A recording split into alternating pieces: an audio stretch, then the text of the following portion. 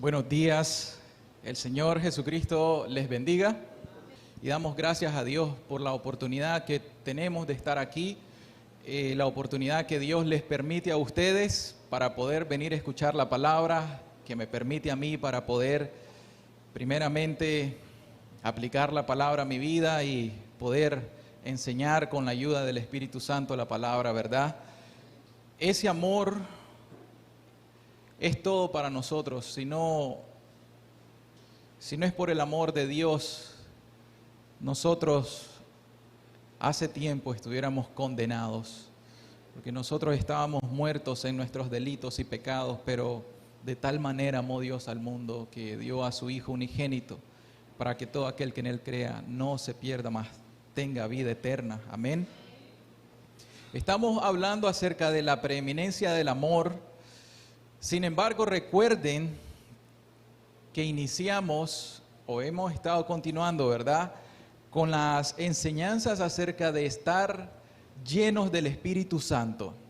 Para que no nos perdamos, debemos de llevar una secuencia. Estamos nosotros hablando en este nuevo año acerca de la necesidad de ser llenos del Espíritu Santo. El propósito de nosotros como creyentes, como iglesia y como personas que profesan ser cristianos, estamos hablando que nos hemos propuesto estar llenos del Espíritu Santo en este año. Y luego estuvimos y apenas se comenzó a abrir ese Gálatas 5:22, ¿verdad? Cuando la Escritura nos dice, mas el fruto del Espíritu es amor. Y aunque lo leímos, ¿verdad? Amor, gozo, paz. Dimos la introducción acerca de eso, pero nos tuvimos que quedar en el primer elemento, la primera gracia de ese fruto del Espíritu, el amor. Y aquí estamos 2 semanas más tarde hablando acerca del amor. Y no podemos pasar al siguiente elemento del fruto del Espíritu, al gozo, sin antes, con la ayuda de Dios, tratar de completar un poco más qué significa ese fruto del Espíritu, ese amor derramado en nuestros corazones. Recordamos de que el Espíritu produce amor en una persona que está convertida, y la persona que está convertida es la que se ha arrepentido de sus pecados y que ha creído en el sacrificio del Señor Jesucristo, que sus pecados le han sido perdonados y que ha nacido de nuevo. Y al nacer de nuevo le ha sido dado el Espíritu Santo. Y cuando el Espíritu Santo viene a la vida de la persona, es santificada. Y al ser santificado, el Espíritu trae su fruto, y el fruto del Espíritu, el principal, y por eso el apóstol Pablo en 1 Corintios 13 habla acerca de la preeminencia del amor. Ese elemento principal o preeminente es el amor, del cual nosotros hemos de estar hablando. Nos sirve para evidenciar nuestra vida. Nos podemos preguntar, ¿realmente soy cristiano? ¿Soy verdaderamente cristiano? ¿El Espíritu Santo ha hecho la obra en mi corazón? Y eso lo vamos a responder a nuestra conciencia como con la manifestación del fruto del Espíritu en nuestra vida. Y por eso es que exponemos la Escritura se abre y se expone para que nosotros no prediquemos de nosotros mismos, sino que nosotros expongamos lo que la sabiduría de Dios nos da, la palabra de Dios. Y entonces hoy vamos a continuar con el fruto del amor, y estamos meditando en 1 Corintios 13, y ahí vamos a continuar con la enseñanza en que quedó el hermano Carlos, que apenas cubrió: el amor es sufrido, el amor es benigno, el amor no tiene envidia, el amor no es jactancioso, el amor no se envanece, el amor no hace nada indebido, el amor no busca lo suyo y el amor no se irrita. Y hoy vamos a continuar en ese versículo 5. El amor no guarda rencor, el amor no se goza de la injusticia, el amor se goza de la verdad y el amor todo lo sufre. No vamos a poder terminarlo en este día tampoco, porque realmente queremos meditar en esto, para que Dios nos ayude y realmente nosotros profundicemos en este significado, ¿verdad? Hermanos, el cristianismo es práctico. El cristianismo es práctico. Algunas veces hablamos de que si queremos hacer debates doctrinales, teológicos, etcétera, para eso está el seminario bíblico. En el seminario bíblico los estudiantes con sus profesores pueden comenzar a debatir acerca de perspectivas de algunas doctrinas que puedan ser secundarias, incluso primarias. Pero acá nosotros estamos hablando de un cristianismo verdadero práctico. Un cristianismo práctico es aquel en que no solamente nosotros conocemos la doctrina, sino que vivimos o practicamos la doctrina. Amén.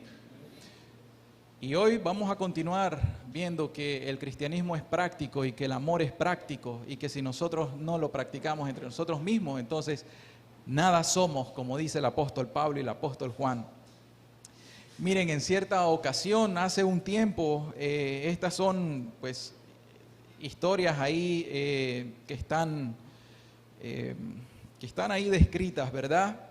Un ministro iba en barco y se dio una tormenta en ese momento. Él iba de misionero.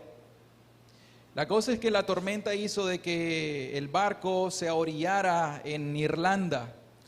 Y bueno, en una de esas costas, ese ministro fue a buscar una casa pastoral o algún otro pastor que le ayudara. Y entonces cuando él llegó donde un pastor, un ministro de esa zona, entonces toca la puerta y el pastor de esa zona estaba un poco incrédulo, ¿verdad? No le creía que este otro era un ministro del Evangelio y entonces le hizo una pregunta para probarlo y le pregunta, ok, está bien, ¿cuántos mandamientos hay?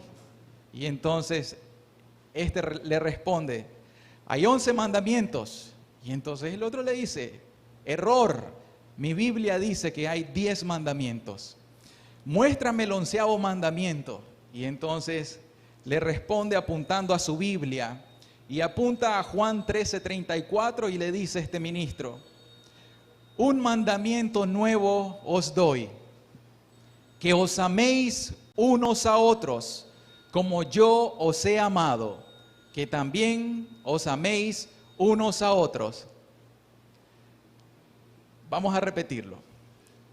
Un mandamiento nuevo les doy, que se amen unos a otros como yo les he amado, que también se amen unos a otros. Y entonces apuntó su Biblia y le dice, ahí está el 11º mandamiento.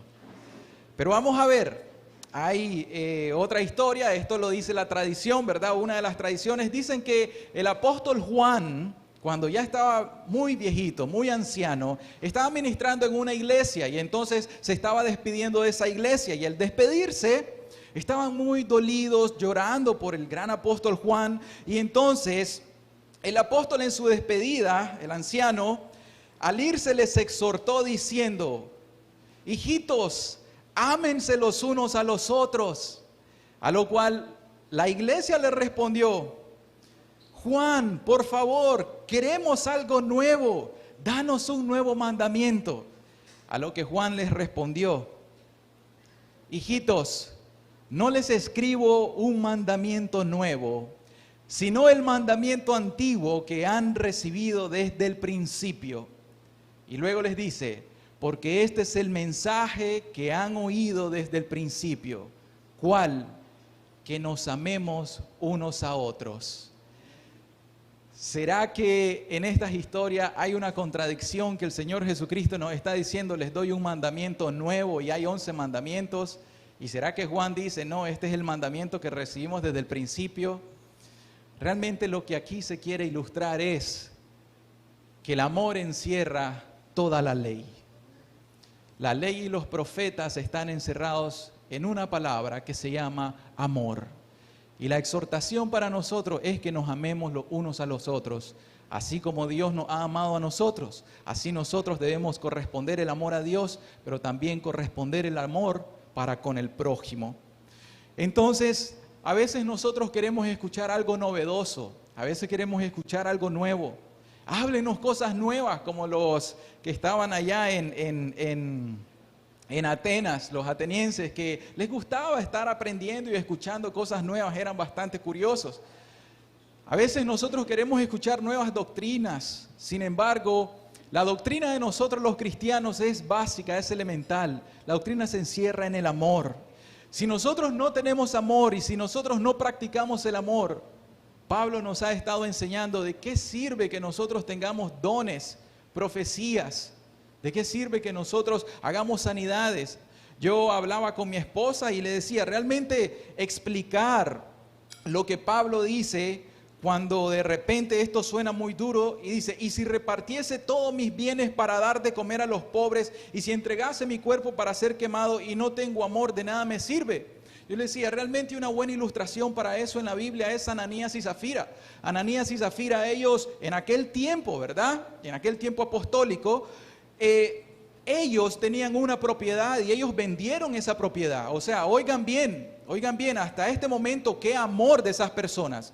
Imagínense que usted tiene una propiedad y entonces esa propiedad usted la vende, pero el propósito para venderla, ahí vamos a ver, Ananías y Zafira la vendieron, pero el problema es que ellos agarraron la mitad de la ganancia con la que vendieron esa propiedad y la mitad de la ganancia se la pusieron a Pedro, a los apóstoles y le dicen, hermano, aquí te traigo con mucho amor este dinerito, nosotros acabamos de vender una propiedad.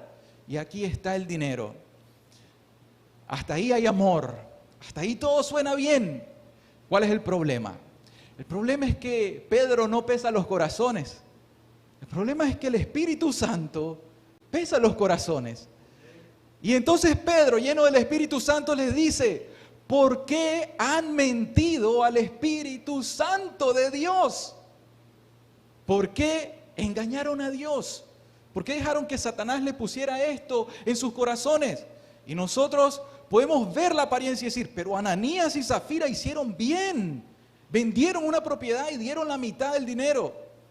Y Pedro les dice, ¿acaso ese dinero no era de ustedes? Ustedes podían hacer lo que ustedes quisiesen con ese dinero. Ustedes podrían haber gastado su dinero en otras cosas. Sin embargo, ustedes han mentido. Y el problema era el corazón. No lo hicieron por amor. ¿Y qué les pasó? Murieron inmediatamente. ¿Y quién los fulminó ahí? ¿Fue Pedro? Fue Dios, el Espíritu Santo. Mis hermanos, las cosas de Dios son serias y por eso es que nosotros podemos vender muchas cosas, podemos hacer muchas buenas obras, pero ojo, la apariencia solamente va a ser para satisfacer los ojos de los hombres. Pero el ojo de Dios no puede ser engañado. Si tu corazón es bueno, todo va a estar bien. Pero si tu ojo, tu corazón es perverso, entonces todo lo demás va a estar mal. Esperemos entonces que nuestro corazón tenga un amor genuino. Y entonces, en vez de tratar de aprender muchas nuevas doctrinas novedosas, mis hermanos, entrenémonos en algo básico y elemental en el cristianismo que se llama amor. Y vamos a leer entonces nuevamente en 1 Corintios, ahora vamos a leer versículo 4 al versículo 8, nuevamente vamos a hacer lectura de la Escritura. Vamos a meditar, ¿verdad? 1 Corintios 13, vamos a leer versículo 4 al versículo 8. ¿Cómo es el amor? Dios, por su palabra, nos dice cómo es el verdadero amor. El amor es sufrido, el amor es benigno, el amor no tiene envidia, el amor no es jactancioso, no se envanece, no hace nada indebido, no busca lo suyo, no se irrita, no guarda rencor, no se goza de la injusticia, mas se goza de la verdad. El amor todo lo sufre, todo lo cree, todo lo espera, todo lo soporta, y el amor nunca deja de ser. Pero las profecías se acabarán y cesarán las lenguas, y la ciencia acabará. Amado Padre, queremos rogar tu ayuda, Señor, en esta mañana, Dios. Padre, ábrenos las Escrituras, por favor, Señor. Necesitamos entender de manera práctica lo que significa esto, Dios. Enséñanos, nosotros los cristianos debemos de meditar tanto en esta preeminencia del amor, Señor. Enséñanos, por favor, Dios. Aún instrúyeme, Dios, instrúyeme más. Y a cada uno de los que están aquí, a tu iglesia, por favor, Dios. En el nombre de Jesús. Amén. Amén. ¿Cuánta ayuda tenemos nosotros de Dios? Sin el Espíritu Santo nada podemos hacer. La naturaleza o las propiedades del amor. Vamos a continuar entonces en el versículo 5 con el amor no guarda rencor. Estamos dando continuidad a la enseñanza anterior y no vamos a redundar en la introducción. Versículo 5.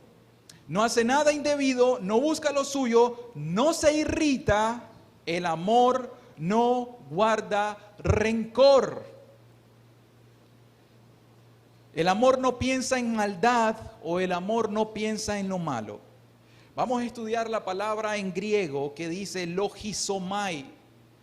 En el griego esto quiere decir hacer un inventario. Cuando dice el amor no guarda, vamos a enfocarnos, no guarda rencor. Imagínense usted un libro contable.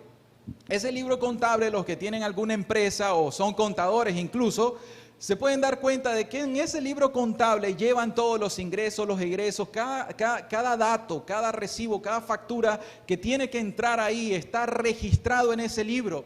Y si se acaban las páginas de ese libro, ¿qué hacen? ¿Lo botan? ¿Lo queman? ¿Lo descartan? No. ¿Qué hacen? Lo guardan. Y luego abren otro libro contable donde van registrando todos esos datos.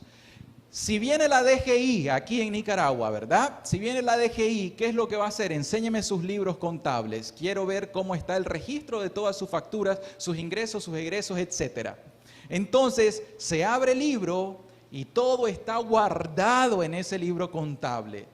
Cuando dice aquí el amor no guarda rencor, es que el corazón de nosotros, los seres humanos, es ese libro contable.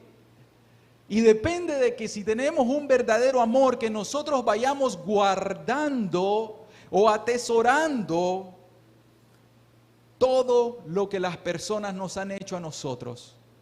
Y entonces si el hermano me hizo algún mal, me injurió, yo lo guardo en mi corazón. El hermano me habló mal, yo lo guardo en el corazón. La vecina me dijo una grosería, yo lo guardo en el corazón. O el vecino se me robó cualquier cosa, yo lo guardo en mi corazón. De manera que si yo estudié en secundaria y alguien me hizo bullying en aquel momento, y ya son 10, 15, 20 años más tarde y yo me encuentro esa persona, yo la odio porque todavía guardo resentimiento en contra de esa persona.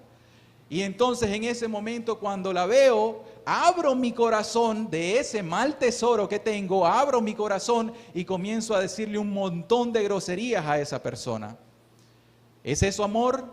El verdadero amor se nos está enseñando aquí en 1 Corintios 13:5, que el amor no guarda rencor. El amor no guarda rencor quiere decir que el amor es perdonador. Pero una persona puede ser de que ni olvida ni perdona. Lo contrario de este amor que no guarda rencor, ¿qué es? Es una persona resentida. Es una persona que tiene mucha amargura y mucho resentimiento. Usted necesita solamente estar 5 minutos, 10 minutos platicando con una persona y usted se va a dar cuenta de lo que hay en su corazón. No todo, obviamente, no somos omniscientes, pero usted se sienta con una persona. Si es una persona lasciviosa, codiciosa, inmediatamente usted va a notarlo en sus primeras conversaciones con malas palabras y ya le va a comenzar a decir lo que a él le gusta. Pero si es una persona que tiene amargura, que tiene resentimiento, que tiene rencor, nos sentamos a platicar y lo primero que va a hacer es comenzar a abrir su cofre, el cofre del corazón, el libro contable, y va a comenzar a decirle: esto me hizo fulano, esto me hizo fulana, esto me hizo el pastor, esto me hizo el hermano, la hermanita aquella que se ve bien, esto me lo hizo, y también usted me hizo esto, y comienza a sacar todo. Y nos vamos a dar cuenta que esa persona tiene amargura en su corazón. Entonces es necesario que nosotros sepamos que el verdadero amor no guarda rencor. Y estamos hablando del verdadero amor cristiano. No guarda rencor. O sea, no lleva la contabilidad. El verdadero amor es como decimos, hay un borrón y una cuenta nueva. Borra y olvida. Pero alguno puede decir, olvida. Bien, alguien dice que el amor no perdona y olvida. Y dice, más bien el amor recuerda y todavía perdona. Y yo estoy de acuerdo con eso. Puede ser de que habemos algunas personas que nos olvidamos de esos eventos y ya no están tal vez grabados en nuestra mente y alguien viene y nos dice, ¿te acordás que fulanito nos hizo tal cosa? No, no me acuerdo. O quizá vagamente, pero como no le pongo atención, me es fácil olvidar eso.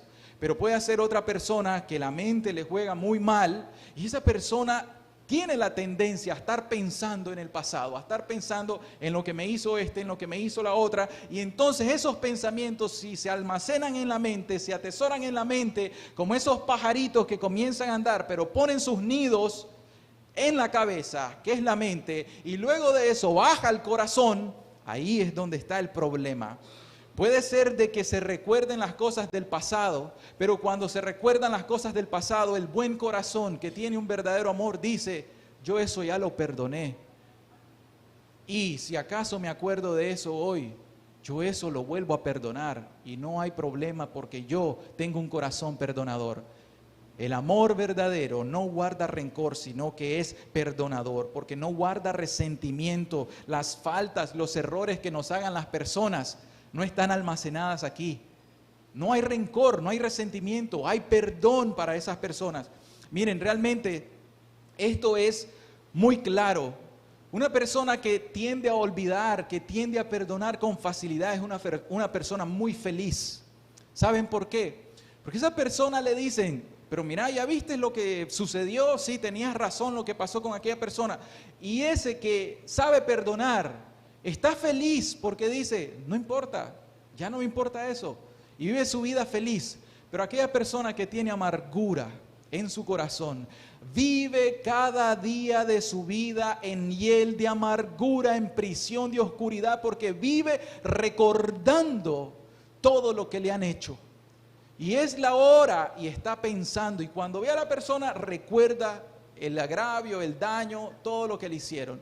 Entonces esas personas viven muy mal. Espiritualmente no tiene amor verdadero de Dios, pero aún en esta vida vive. Ustedes bien deben de conocer a alguna persona que es muy amargada. Esa persona inmediatamente comienza a gritar, a hablar mal de todas las personas y ni siquiera nosotros nos queremos acercar a ellos porque nos puede contagiar. Amén. Entonces, la verdad es que solamente Dios puede limpiar nuestros corazones. Y ahí sí tiene que haber una limpieza.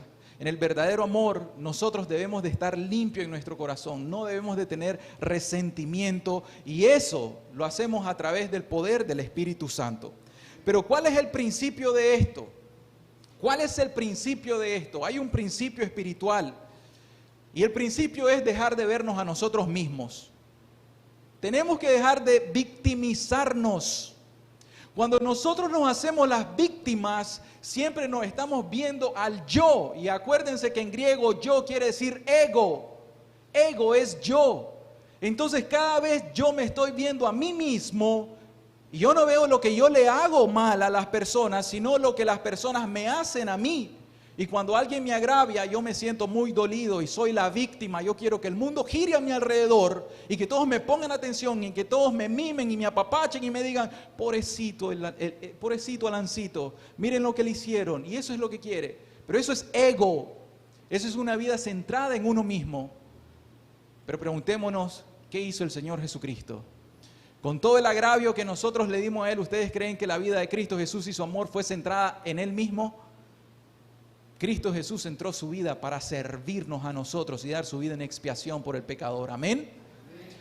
Qué contrario que es el principio de Cristo al principio de las personas que profesan ser cristianos, pero que al mismo tiempo siguen victimizándose para que se les ponga mente a ellos. Miren, el principio está en Romanos 4, 7 y 8. Bienaventurados aquellos cuyas iniquidades son perdonadas y cuyos pecados son cubiertos. Bienaventurado el varón a quien el Señor no inculpa de pecado.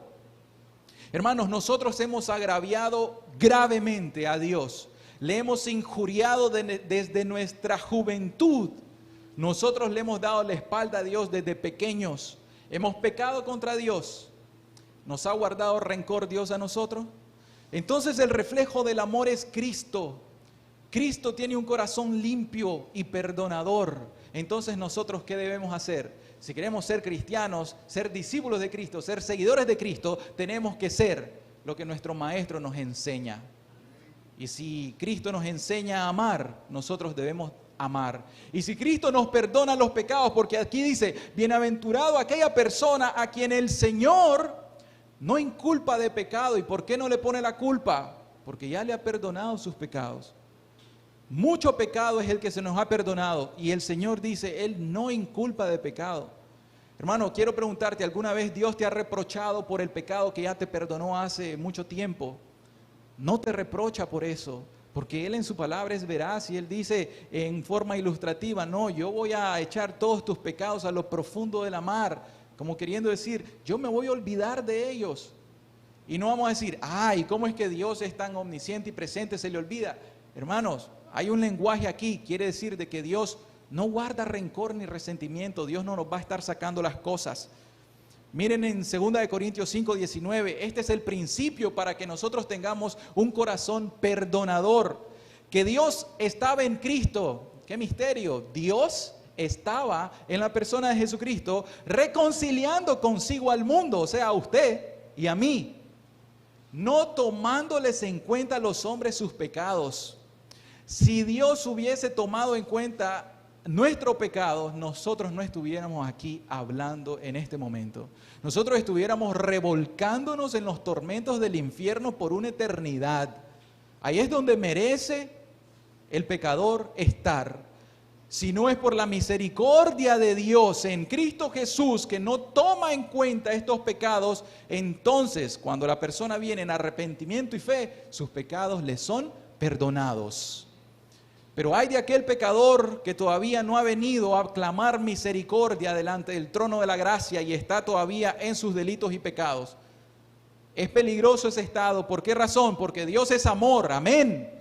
Pero Dios también es fuego consumidor. Y Dios tiene preparado un juicio para todos sus enemigos, como cantábamos. ¿Y quiénes son los enemigos de Cristo? Satanás. Los ángeles caídos que siguieron a Satanás y todas las personas que siguen a Satanás. Todas esas personas en el día del juicio van a comparecer ante el tribunal de Cristo, también los creyentes, pero después de ahí va a ser el lloro y el crujir de dientes. Es momento entonces que nosotros consideremos estas verdades para que nos pongamos a cuentas con Dios. Entonces, ¿qué más? Hechos 3:19 dice, así que arrepentíos y convertíos. ¿Con qué propósito? Para que sean borrados vuestros pecados. Ahora, vamos a estudiar una parábola y por eso es que hoy solo vamos a meditar o a estudiar 4 elementos de la naturaleza del amor, para que nos detengamos, para que hagamos un estudio de las Escrituras. Miren, el principio por el cual nosotros los cristianos somos perdonadores y no guardamos rencor no es porque somos super cristianos o super seres humanos. No, el principio es porque a nosotros se nos ha perdonado mucho. Nos han extendido la misericordia y nos perdonaron. En base al perdón que se nos ha dado a nosotros, ahora nosotros perdonamos a nuestro prójimo. Y esto lo vamos a leer en una parábola. Vamos a ir a Mateo 18, la vamos a leer para que comprendamos bien. Mateo 18:21, entonces se le acercó Pedro y le dijo al Señor Jesucristo, Señor, ¿cuántas veces perdonaré a mi hermano que peque contra mí? ¿Hasta 7? Oigan, ahí estamos hablando de la palabra hermano y sabemos nosotros en el contexto de Mateo 18 que se está hablando acerca de la primera disciplina eclesiástica. Ahí la palabra iglesia se menciona y hay disciplina en la iglesia. Y la disciplina en la iglesia comienza como, si tu hermano peca contra ti, ve estando tú y él solos y repréndele en secreto, en privado, estando los dos solos. No divulgándolo, no difamándolo, no hablando mal de él a sus espaldas, no. Vayan, platiquen, pónganse a cuenta entre los dos, hablen. El problema de nosotros los seres humanos es que no hablamos. Y entonces cuando no hablamos, atesoramos las cosas en el corazón. Pero entonces luego Pedro le dice, bueno Señor, ahora te tengo una pregunta. ¿Cuántas veces voy a perdonar entonces a mi hermano que peque contra mí? ¿Hasta 7? Jesús le dijo, Pedro, no te digo hasta 7, sino aún hasta 70 veces 7. Por lo cual, y aquí oigan la parábola del Señor Jesucristo, esta es una ilustración demasiado enriquecedora. Por lo cual, dice el Señor, el reino de los cielos es semejante a un rey que quiso hacer cuentas con sus siervos. Y comenzando a hacer cuentas, le fue presentado uno que le debía 10,000 talentos, o sea, mucho dinero que si sacamos la cuenta ahí, ni aún viviendo 100 veces, 100 vidas le podría pagar el saldo. A este, contando el sueldo de lo que se ganaba en aquel tiempo en el día, a este dice, como no pudo pagar, ordenó su señor venderle y a su mujer e hijos y todo lo que tenía para que se le pagase la deuda. Entonces aquel siervo, miren la reacción de este siervo, postrado, le suplicaba diciendo, Señor, ten paciencia conmigo, por favor, y yo te lo voy a pagar todo. El señor de aquel siervo, movido a misericordia, le soltó y le perdonó la deuda. Qué bondadoso, qué misericordia de ese señor. Pero saliendo aquel siervo a quien se le había perdonado la gran deuda, halló a uno de sus consiervos, a uno de sus hermanos, que le debía 100 denarios y haciendo de él, le ahogaba diciendo, págame lo que me debes. Entonces su consiervo, o sea el hermano, postrándose a sus pies, postrándose a los pies del otro hermano, le rogaba diciendo, ten paciencia de mí, ten paciencia conmigo y yo te lo voy a pagar todo. Exactamente las mismas palabras que este otro había dicho. ¿Mas qué hizo este? Él no quiso, sino fue y le echó en la cárcel hasta que pagase la deuda. Y viendo entonces sus consiervos, el resto de los hermanos, lo que pasaba, se entristecieron mucho y fueron y refirieron a su señor todo lo que había pasado. ¿No pasa a veces que cuando hay situaciones nosotros solo vamos al Señor Jesucristo y le decimos, Señor, mira la situación que pasó ahí, Señor. Mira lo que sucedió ahí. Mira esta injusticia, Señor. Mira lo otro, Señor. No para juzgar nosotros ni para poner quejas como Satanás lo hace generalmente, que Satanás es el acusador de los hermanos, sino para decir, Señor, ¿viste lo que pasó ahí? Entonces, luego estos vinieron, y esa es la comunión con Cristo, y refirieron a su Señor todo lo que había pasado. Entonces, llamándole su Señor, le dijo, siervo malvado, toda aquella deuda te perdoné porque me rogaste. ¿No debías tú también tener misericordia de tu consiervo como yo tuve misericordia de ti? Entonces, oigan esto, su señor enojado le entregó a los verdugos hasta que pagase todo lo que debía y no podía pagarlo. Así también, versículo 35, oigan la aplicación que da el Señor Jesucristo.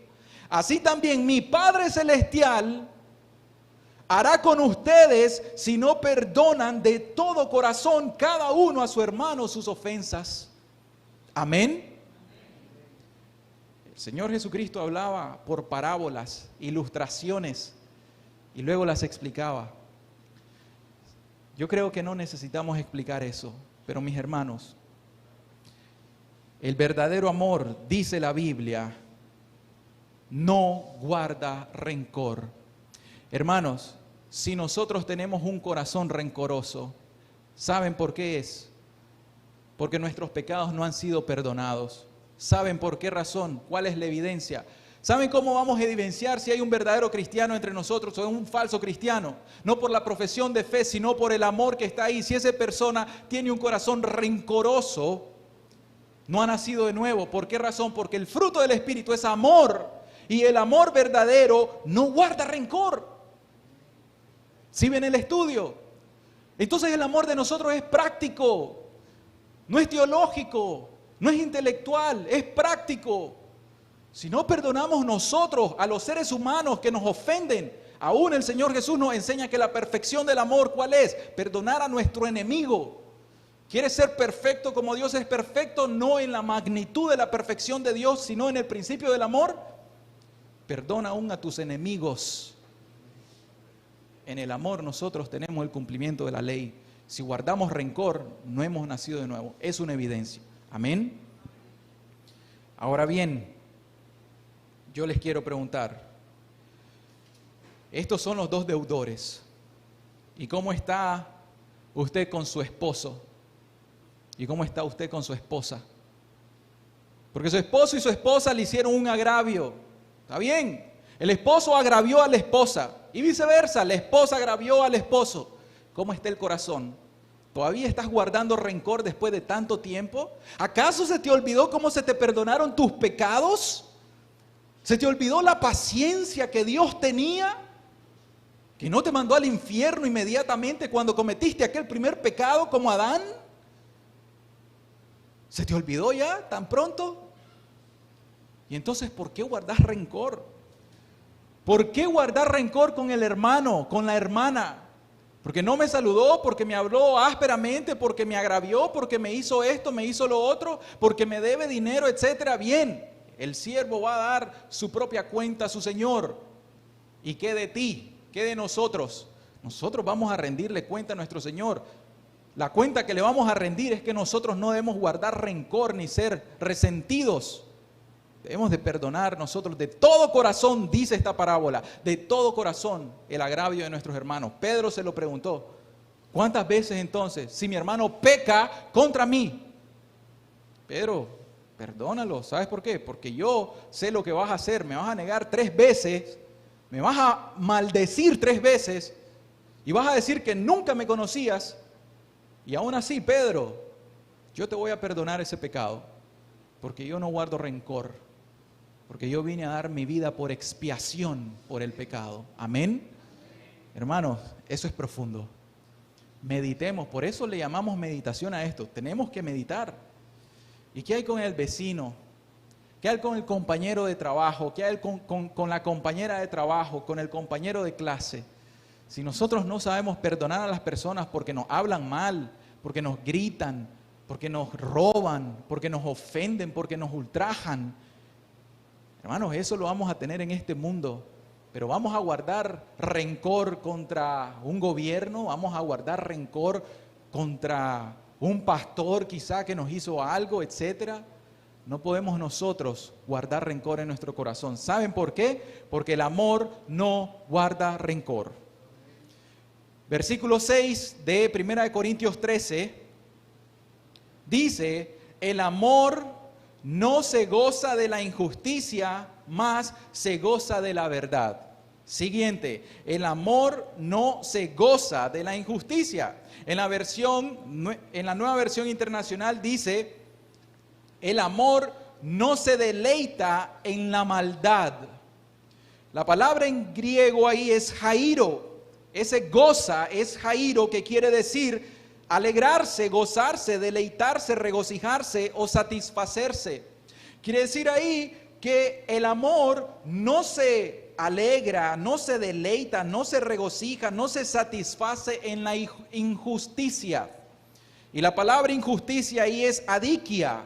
Una vez estudiamos el pecado y adikia quiere decir iniquidad, injusticia, maldad, pecado. Entonces quiere decir que el verdadero amor, pongan atención, el verdadero amor no se goza, no se deleita en el pecado. Esa es la forma más sencilla. El verdadero amor no se goza, no se deleita, no se satisface en el pecado, en la maldad, en la iniquidad, en la injusticia. Nosotros podemos ver en las noticias cómo en algunos países se aprueban algunas leyes. Imagínense que en algún país ya se aprobó el matrimonio entre personas del mismo sexo. Y entonces, ¿es eso justicia o injusticia? Estamos hablando acerca de la verdad de Cristo en este momento. Y la palabra adikia, injusticia, eso es iniquidad, eso es maldad, eso es malo. Eso es pecaminoso delante de los ojos santos de Dios, quien creó a varón y a hembra. Y entonces, el mundo entero, cuando se escucha esa noticia, ¿qué hace el mundo? Se regocija, ¿sí o no? Por fin ya aceptaron el matrimonio entre el mismo sexo y todos celebran eso. Entonces, ¿qué pasa? Ahí se cumple lo que dice el profeta Isaías. Ay de lo que a lo malo dicen bueno y a lo bueno malo, que hacen de la luz tinieblas y de las tinieblas luz, que ponen lo amargo por dulce y lo dulce por amargo.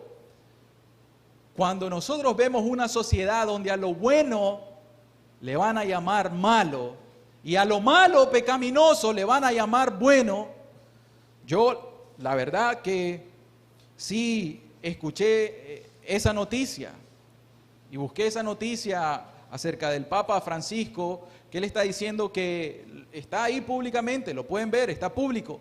Estaba diciendo que ahora la Iglesia Católica Romana puede bendecir los matrimonios del mismo sexo. No llegó a tal extremo de decir, obispos, cásenlos. No, pero sí les dijo, bendíganlos, denle la bendición. Y ahí entonces entre el mismo clero comienzan algunos a decir, pero ¿por qué está diciendo esto? La Biblia nos enseña otra cosa. Pero entonces, ¿qué vamos a hacer nosotros? Ahí es donde yo confronto a alguno que sea católico romano y yo le voy a decir, ese es tu papa, ese es tu máximo líder, ese es tu vicario, ese es tu representante principal. El mío es Cristo, el tuyo es el papa. A él oíd, ¿vas a oírlo a él? Entonces, la iniquidad y la perversión que él haga, ¿vas a ir tras sus pasos? Un ciego guiando a otro ciego, ¿a dónde se van a ir? Ambos van a caer en el hoyo. Ambos se van a perder eternamente. Y es cuando les exhortamos y les decimos, salid de ahí. No podés estar ahí. Pero bueno, cada quien es dueño de su propia alma. Y cada quien tiene un razonamiento lógico y razónenlo. Pero ahí entonces muchos se alegraron y se los digo con conocimiento de causa, porque las pláticas vienen a mí y las personas se alegran porque el Papa hizo eso. Bueno, la verdad que Isaías 5:20 le dice, ay de los que a lo malo le dicen bueno y a lo bueno le dice malo. Cuando escuchemos un ay en la Biblia, temblemos. Ay, viene un juicio. Y a menos que se arrepientan, entonces el juicio vendrá. Pero ¿qué vamos a hacer nosotros? ¿Nos vamos a deleitar nosotros en la maldad? El verdadero amor no se deleita en la maldad. ¿Y la ley del aborto? ¿La aprobamos entonces? Porque muchas personas dicen de que no pueden hacer esto y lo otro y entonces aprueban la ley y nosotros entonces nos vamos a gozar en la maldad. El verdadero amor no se goza en la iniquidad, en la injusticia, en la maldad. Miren, el amor no se deleita en el pecado de uno mismo. Y aquí va ya la aplicación. Si nosotros entonces nos estamos deleitando en nuestro pecado, no hay amor de Dios en nosotros. El amor no se deleita en el pecado de uno mismo. No piensa en querer pecar, mucho menos se deleita en el pecado. Y ahí está la diferencia entre el verdadero cristiano que tiene un verdadero amor. Si usted está en la práctica de su pecado, recuerde cuál es ese pecado favorito que usted atesora tanto y recuerde que ese pecado usted lo ama mucho. Entonces el verdadero amor, dice la Biblia, no se goza en el pecado, pero si usted se está gozando y deleitándose en ese pecado favorito, entonces usted tiene amor por el pecado, pero no tiene el amor de Dios en su corazón. Amén. Si vemos la práctica del cristianismo, no puedo decir yo tengo el Espíritu Santo, si el Espíritu Santo tiene un fruto y el fruto es el amor, y yo me gozo de la injusticia, es contradictorio. La Biblia no se contradice.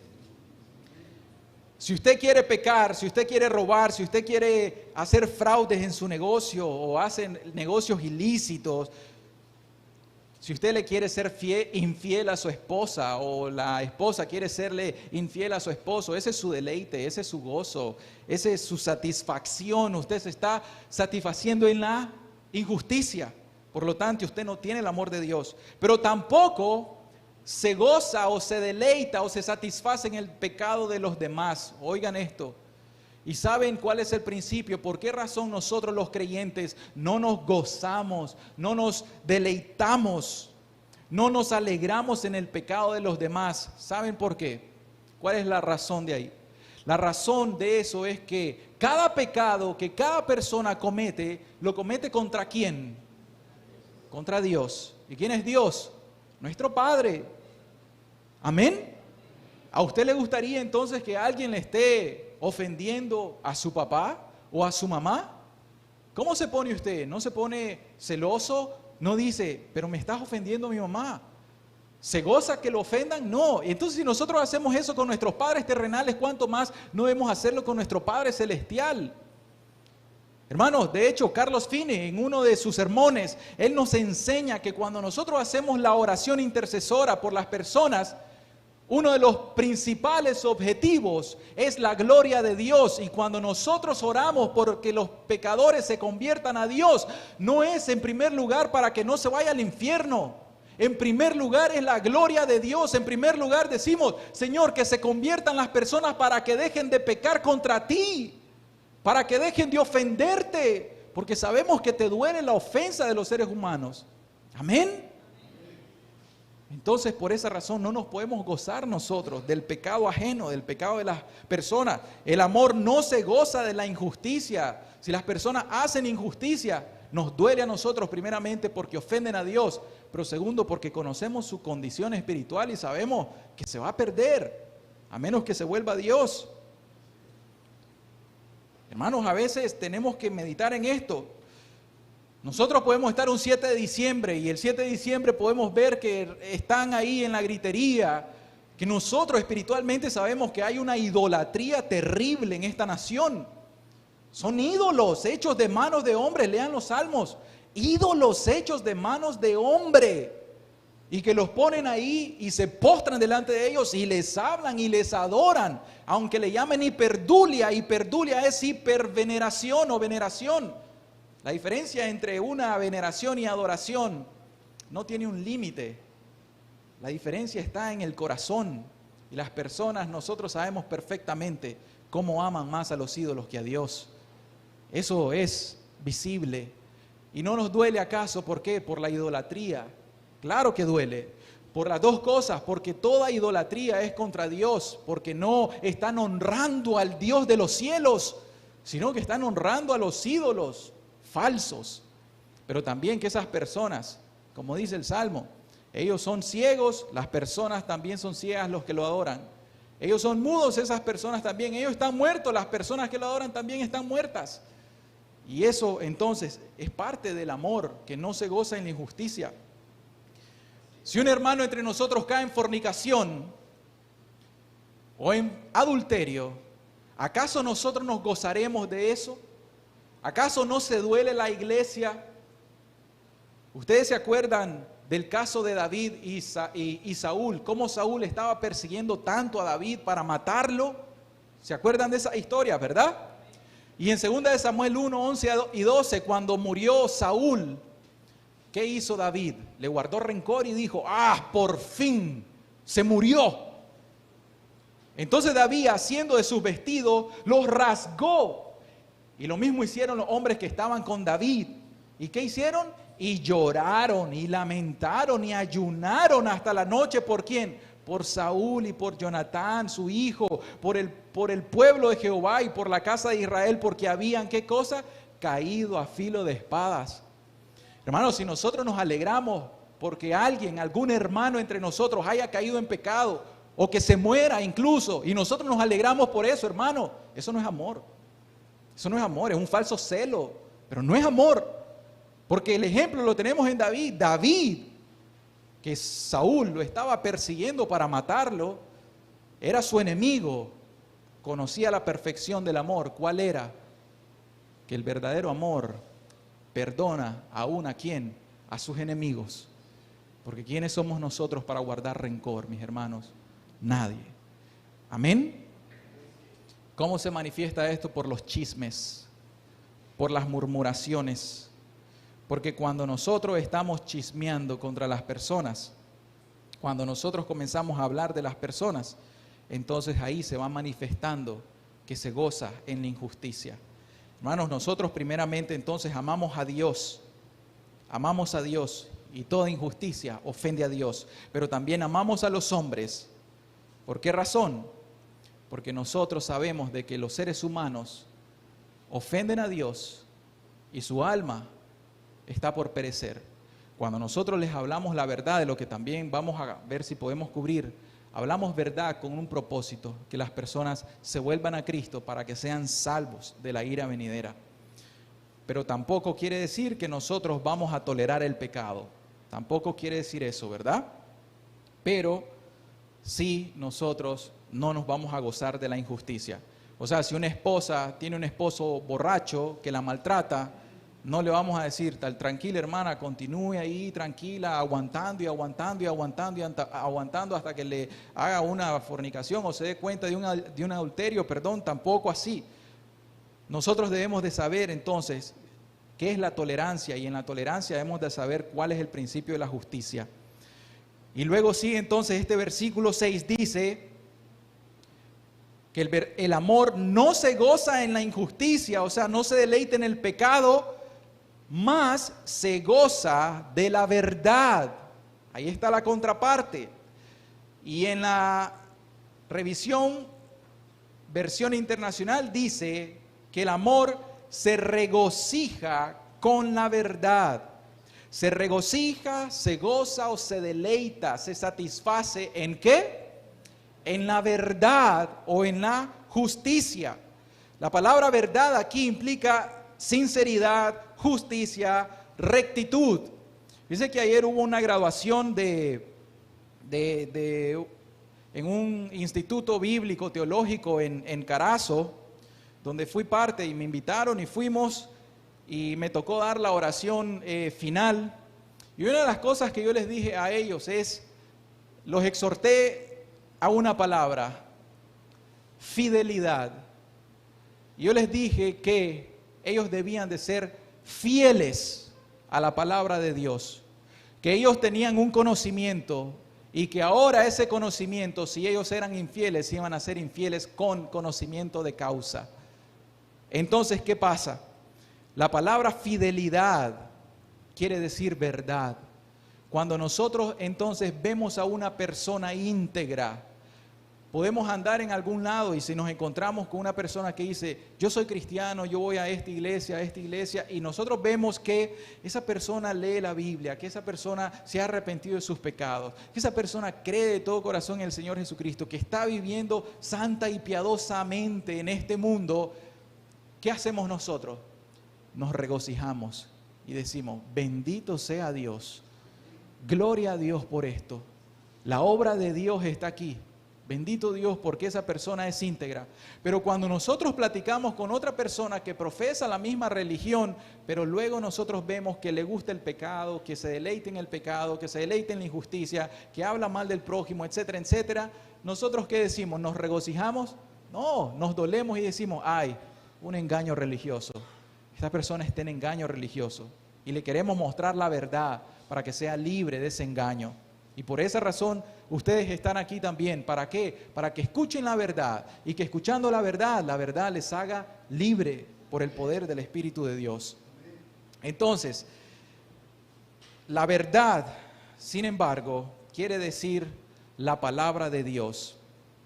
¿Se acuerdan ustedes del Señor Jesús cuando vio a Natanael?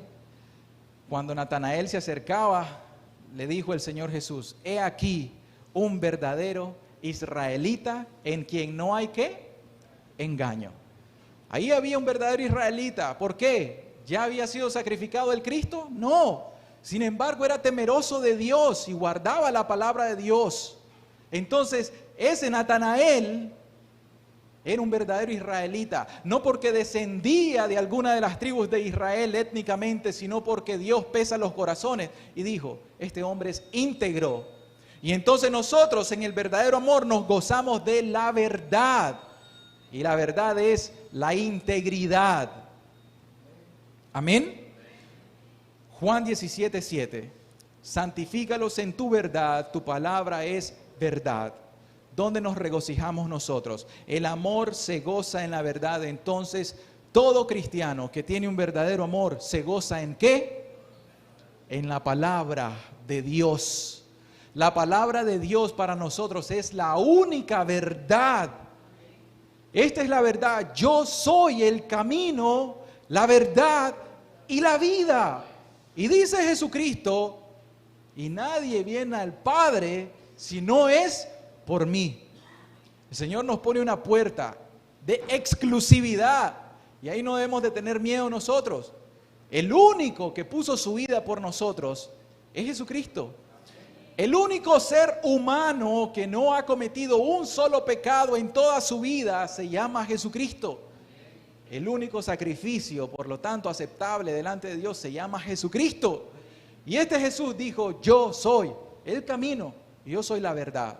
Entonces las palabras del Señor Jesucristo para nosotros son la verdad. ¿Y en qué nos regocijamos? El amor se goza ¿en qué? En la verdad, en Cristo, en el Evangelio, en su palabra. Y entonces nos vamos a regocijar porque hay un movimiento ecuménico. ¿Saben qué quiere decir ecuménico? Luego lo pueden buscar. El ecumenismo de hoy en día es que todas las religiones pueden unirse bajo un principio. ¿Cuál? El amor. Y oigan bien, pongan atención, acuérdense del ejemplo de Ananías y Zafira. Ellos parecían tener amor. Entonces cuando el ecumenismo de hoy en día dice, no importa si sos musulmán, no importa si sos budista, no importa si sos hinduista, no importa si sos testigo de Jehová, las doctrinas son secundarias. Y luego dice, el amor es primario. Y vamos a ver cuál es la mentira detrás de eso. ¿Por qué razón? Porque entonces, ¿quién es Jesucristo para los musulmanes? Solamente un profeta. Entonces, ¿cómo se van a salvar los musulmanes? Si la Escritura dice, y no hay otro nombre dado a los hombres bajo el cielo en el cual pueden ser salvos, sino ¿quién? Jesucristo. Y la Escritura dice, y no hay otro mediador entre Dios y los hombres, sino ¿quién? Jesucristo. Y Jesucristo dice, yo soy el camino, la verdad y la vida, y nadie viene al Padre sino a través de Jesucristo. Entonces, con 3 textos puede constar toda Escritura que Cristo es el camino a Dios. Es nuestra única salvación. Y entonces, si un budista no cree en el Señor Jesucristo y va para el cielo o va a ser salvo, entonces, ¿qué estamos haciendo? No nos vamos a gozar en la mentira. El ecumenismo es una mentira, porque al ecumenismo no le importa si Jesucristo es verdad o es mentira. Pero nosotros sí amamos la verdad y el verdadero amor se goza en la verdad. Hermanos, yo les quiero decir, ¿saben qué fácil? Quitemos el juicio, quitemos el infierno. Vamos, quitemos el infierno de la Biblia. Ahora yo les quiero preguntar algo. Si nosotros enseñamos que no existe el infierno, no importa si eso es una mentira. Podemos decir, la Biblia lo inventó para, como dicen algunos, para atemorizar a las personas. El infierno sirve para que las personas tengan miedo y vengan a la religión. Eso es lo que se decía antes, no sé si ahorita se dice todavía. Quitemos el infierno. Les pregunto, ustedes son muy inteligentes, si quitamos la doctrina del infierno de este púlpito, ¿ustedes creen que el infierno va a dejar de existir por eso? En ninguna manera. Si yo en mi mente digo, no existe el cielo, no existe el infierno, no hay un día del juicio. O si yo pienso que mi alma, una vez que yo me muera, se va a ser aniquilada y que ya no va a existir, entonces comamos y bebamos, que mañana moriremos. ¿Qué estamos haciendo aquí perdiendo el tiempo? Vamos, démosle rienda, suelta la carne y vamos a gozarnos en este mundo. De todas formas, nos morimos en un accidente, ya hasta ahí llegó. Y eso es lo que se nos enseña en este tiempo. ¿Y ustedes creen de que nosotros en el verdadero amor nos vamos a gozar en la mentira? La Escritura dice que el amor se goza ¿en qué? En la verdad. Miren, y aquí está la verdad. Si ustedes han aceptado al Señor Jesucristo y ustedes ya pasaron al frente o han pasado al frente en algún lugar, y si ustedes ya se bautizaron, quizá en el nombre del Padre, el Hijo y el Espíritu Santo, o quizá en el nombre de Jesús. Si usted ha estado en una iglesia, usted ha predicado el Evangelio, ha evangelizado y hecho muchas obras, pero si todavía usted se goza en la injusticia, o todavía usted anda en la práctica de sus pecados, y usted no se goza en la verdad de Cristo, nada es. Usted todavía no es cristiano. Usted todavía necesita nacer de nuevo. Y esa es la verdad. La verdad es que está bien que haya hecho una profesión de fe, Pero si su profesión de fe en el momento que se bautizó, su conciencia hoy le dice, pero es que yo ni siquiera sabía que había algún arrepentimiento. Porque mi pastor me dice, tranquilo, en el camino se van a acomodar las cargas. Pero pastor, estoy en una fornicación, ¿me puedo bautizar? Ah, ya aceptaste, vení bautizate en tu fornicación. Ahí en el camino se quitan las cargas. Ay, de esos pastores que enseñan eso. El problema está en que si usted es una de esas personas, yo le quiero hoy exhortar y le quiero llamar en amor a que venga la verdad. Nosotros no somos la verdad. La palabra es la verdad. Y la palabra dice que si el hombre no se arrepiente de sus pecados y no cree en Jesucristo, no será salvo. Y entonces, si un hinduista tiene 1000 dioses, es idólatra y no cree en Jesucristo, y la palabra dice, el que cree será salvo, entonces ¿cómo se va a salvar? ¿A quién le va a creer usted? ¿Al ecumenismo? ¿O le va a creer a la Biblia? Léale a la Escritura, créale a la Escritura. Amén. El amor, por lo tanto, se goza en la verdad. Y cuando nosotros hablamos la verdad de una forma tan clara y directa, lo hacemos en amor. ¿Saben por qué? Por lo que dijimos, amor a Dios y amor a su propia alma. Que sea un verdadero israelita en quien no hay engaño. Pero si está engañado, ¿de qué sirve? De nada. Y finalizamos con que el amor todo lo sufre. Versículo 7, Primera de Corintios 3, 7 dice, el amor todo lo sufre. ¿Y qué quiere decir eso? En realidad, bueno, en la versión NBI dice, el amor todo lo disculpa. La palabra griega es stego, y ahí es importante que nosotros sepamos qué significa la palabra stego. El amor todo lo sufre, todo lo stego quiere decir, el amor todo lo cubre, el amor todo lo soporta, el amor protege, el amor no desnuda, el amor no avergüenza a las personas. Eso quiere decir. ¿Se acuerdan ustedes de José? En Mateo 1:19, ¿se acuerdan de José? Dice, José su marido, marido de María, ¿verdad? Que María era virgen en ese momento y ella concibió por el poder del Espíritu Santo, o sea, salió embarazada, no porque haya tenido relación íntima con algún hombre, sino por el Espíritu Santo. José su marido, al darse cuenta de esto, que estaba embarazada, él obviamente pensaba, me fue infiel. Como era justo, oigan lo que dice la palabra, pongamos Mateo 1:19, si lo tenemos. Como era justo y no quería infamarla, quiso dejarla secretamente. Este hombre la amaba y este hombre era justo y este hombre no quiso infamarla. Es un ejemplo breve. Quería proteger su reputación. Sin embargo, no es que él iba a continuar en lo que él creía que era, ¿verdad? Hasta que vino el ángel y le reveló de qué se trataba. Proverbio 10:12.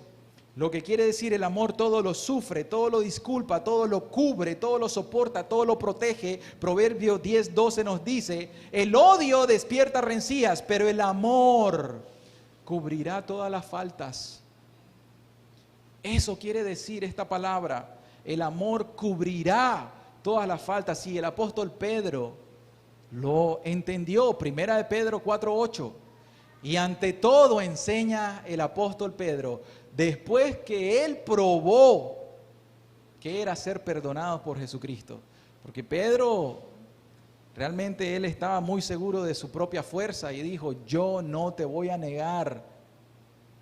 Y el Señor se lo dijo, sí lo vas a hacer, Pedro. No, Señor, no lo voy a hacer. Y Pedro pecó, amargamente se arrepintió y el Señor Jesucristo con una mirada de dulzura y de amor le perdonó. Un verdadero arrepentimiento con un verdadero perdón. Y este Pedro, a quien mucho se le perdonó, este Pedro mucho amó a su maestro el resto de su vida. Tanto lo amó que murió, y cuando murió él, lo iban a crucificar. Y esto lo dice la tradición, y que Pedro dice, no me crucifiquen como a mi maestro, póngame hacia abajo. Y entonces voltearon la cruz y así murió Pedro, crucificado como su maestro, pero boca abajo. Eso dice la tradición. Y ante todo, dice Pedro, tened entre vosotros ferviente amor. ¿Por qué razón? Porque el amor, mis hermanos, cubrirá multitud de pecados. Cubrirá, esa es la palabra, cubrirá, el amor todo lo sufre, el amor cubre la maldad, el pecado. Y entonces, imaginémonos nosotros que alguien nos injuria, alguien nos lastima, alguien nos hace algo. Imagínense que nosotros, si alguien nos injuria o nos calumnia y de repente inmediatamente lo que hacemos es ir a hablar mal de esa persona y comenzamos a divulgarlo en toda la iglesia y comenzamos a ponerle en el estado de WhatsApp, fulanito me hizo tal cosa, fulanito dice que es cristiano pero miren lo que hizo y fulanito esto, y lo divulgan. ¿Cómo queda la reputación de esa persona? Cuando Mateo es claro, y la enseñanza en Mateo 18 nos dice, si tu hermano peca contra ti, ve estando tú y él solo y repréndele en privado. Si él se vuelve, has ganado a tu hermano. Paz, paz. Si es rebelde, hay otro procedimiento. Entonces, ¿qué pasa? Aquí es donde el amor lo sufre. El amor cubre. Miren, en este amor entonces se guardan a las personas. ¿Qué es lo que pasa generalmente cuando la esposa platica mucho con la suegra? Y entonces el matrimonio tienen un pleito. Bueno, se pelearon. ¿Y qué pasó? La esposa corre donde la mamá y le comienza a contar todo. Y le pone el hipérbole, le agrega todo lo que ella sintió. Y entonces la mamá, que es la suegra, se llena de toda esa información y lo guarda en su corazón. Y entonces la mamá dice, mi yerno, qué barbaridad, ese malvado, mira lo que te hizo. Hija, yo te dije que no te casaras con él, te lo advertí, pero ahora esto y esto y esto, etc. Luego al día o a los 2 días, la pareja se reconcilia estando en casa. Y ya, andan felices. Y los vemos nosotros allá y no es que ustedes estaban peleados y esas personas andan felices. ¿Cuándo? Ya ni nos acordamos, estás loca vos, etcétera. Así como hablan las mujeres, ¿verdad? ¿Y qué pasa? ¿Y la suegra cómo quedó? Con el corazón lleno de amargura contra el yerno.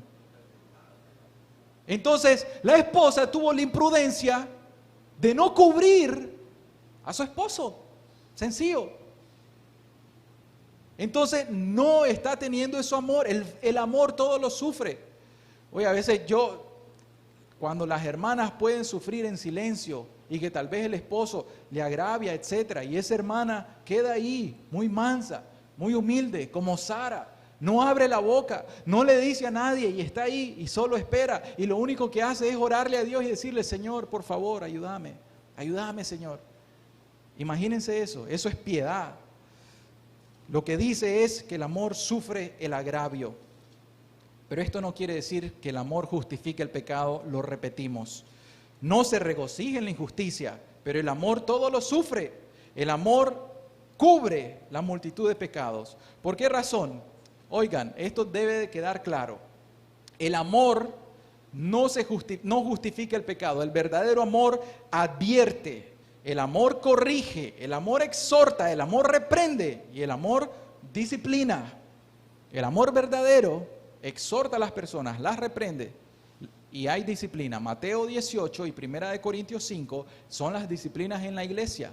Pero el verdadero amor es que nosotros nos perdonemos los unos a los otros. Si alguien peca, el amor no es que se expulse inmediatamente de la iglesia y que se tenga por gentil y publicano. No, el verdadero amor quiere restaurar a la persona. Que la persona que pecó se vuelva en arrepentimiento genuino a Dios. Y después de eso, si Dios le perdona, nosotros perdonamos. Amén. ¿Y cuál es el principio de esto?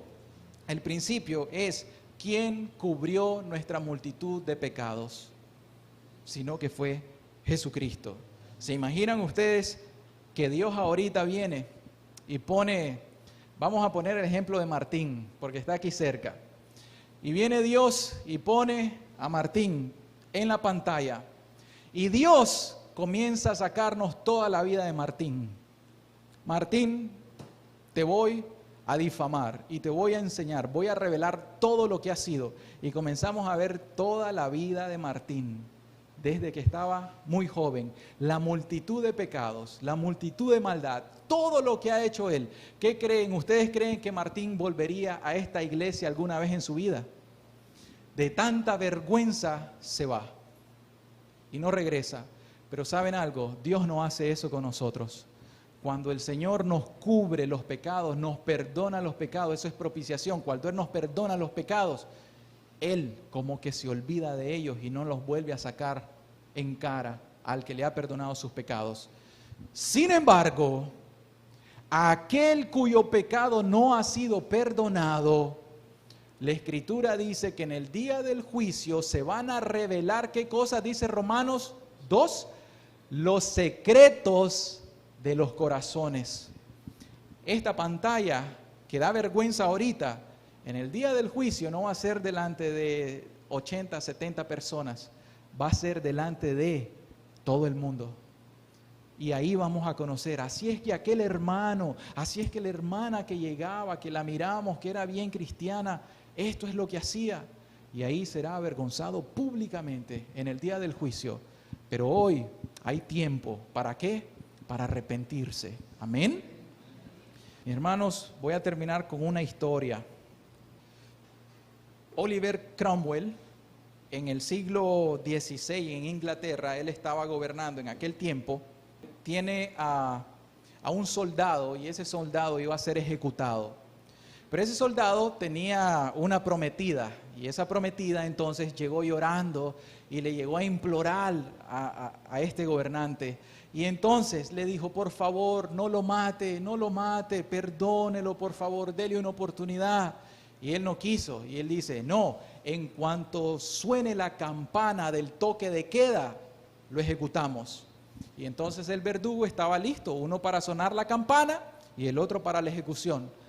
Y entonces esta mujer, que amaba mucho a su prometido, se fue y subió hasta el campanario. Y en el campanario, lo que hizo ella es que abrazó la campanilla que se le llama el badato, lo abrazó y se puso ahí. Entonces cuando la persona le dicen, toca la campana, comenzó a mover para tocar la campana, pero la campana no sonaba.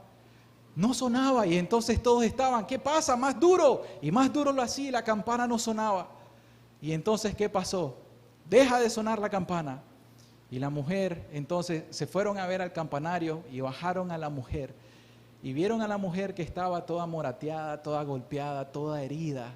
Y entonces fue donde Oliver Cromwell y le dice la razón por lo que lo hizo. Y le dice, Señor Cromwell, yo esto lo hice porque amo mucho a mi prometido, por favor perdónalo. Y en ese momento entonces Cromwell cambió la sentencia, le perdonó la vida. Y de ahí sale un poema, yo no soy poeta, pero lo voy a leer, oigan lo que dice, pongan atención. El poema que salió de esa historia: a sus pies ella contó lo que había pasado, mostrando sus manos heridas y amoratadas, con su dulce y joven rostro todavía demacrado por la angustia que había soportado. Tocado en su corazón con repentina piedad, alumbrados sus ojos con luz que se reflejaba en sus lágrimas, le dijo Cromwell, vete, tu amado vive, el toque de queda no sonará esta noche. Mis queridas personas, el Señor Jesucristo se puso en el lugar de nosotros. En aquella cruz, nosotros estamos sentenciados a muerte. La campana debía sonar para nosotros y todos nosotros debemos morir e irnos al infierno por causa de nuestro pecado. Pero el Señor Jesucristo, delante del Padre, dijo, heme aquí, envíame a mí. Y el Señor Jesús, tomando el lugar del pecador, fue y subió a la cruz, y en la cruz fue clavado, y estando en el madero, recibió el castigo por nuestra paz. Él es nuestro sacrificio.